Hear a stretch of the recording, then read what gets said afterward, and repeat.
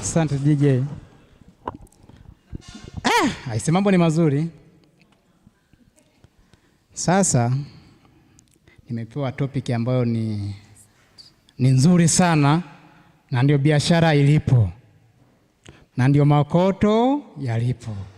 Kwa hiyo kaa mkao wa kupokea hii topic, ni ya muhimu sana. Wakati unaandaa wakurugenzi wako, mawaziri wako wa kuandaa kupokea hii topic, nikuambie kitu kimoja, ama nikupe siri 5 za utajiri, au aina 5 za nini? Za utajiri, wakati unajiandaa na kupokea topic. Utajiri namba 1 ambao ni mkubwa duniani unaitwa ni financial wealth. Financial wealth ni utajiri wa kifedha. Tunaelewana? Ukisikia mtu ana utajiri wa kifedha, wasomi wakaenda mbele zaidi wakasema inaitwa financial freedom. Ukisikia mtu ana financial freedom, maana yake ni kwamba ana uwezo wa kufanya jambo lolote kwa muda wowote linahusiana na mambo ya kifedha. Huyo ana financial freedom. Yaani akipigiwa tu simu leo unatajika Marekani kuna kikao saa 10 jioni, anaweza kukata ndege kwa gharama yote na kaenda Marekani. Hiyo inaitwa financial freedom. Huo ni utajiri namba 1. Na kila mtu unayemwona duniani anatamani afikie hiyo level. Wewe mwenyewe shahidi. Tunaelewana? Lakini utajiri namba 2 unaitwa physical wealth. Physical ni utajiri wa kiafya. Ni utajiri wa afya yako. Kama unabisha ungekuwa leo unaumwa, sidhani kama ungefika kwenye hiki chumba, si ndivyo?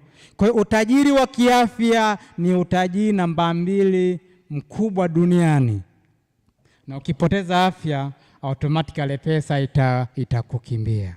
Utajiri namba 3 unaitwa mental wealth. Unaitwa mental wealth.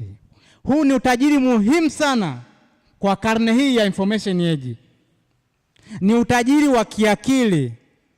Ni utajiri wa material ulionayo kwenye ubongo.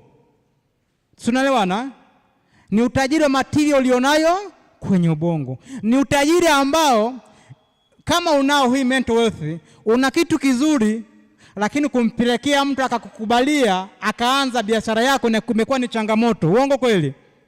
Ujue umepungukiwa utajiri unaitwa mental wealth. Utajiri wa kiakili, utajiri muhimu sana kwenye information sasa hivi, kwa sababu ni utajiri ambao unatakiwa uwe nao.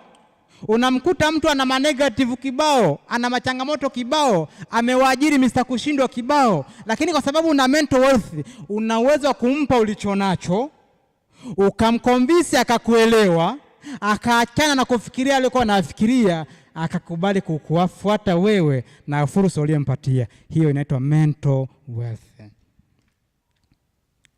Tunaelewana? Kama hauna utajiri unaitwa mental wealth, upo kwenye kichumba, ili usijulikane wanakwambia kaa kimya, usizungumze. Kaa kimya, usifanyaje? Kwa sababu ukianza tu kuzungumza ndio mtu anajua huyu hapa hamna chochote. Tunaelewana? Kuna utajiri wa muhimu sana unaitwa mental wealth. Utajiri mwingine ambao ndio mkubwa sasa hivi unaitwa social wealth.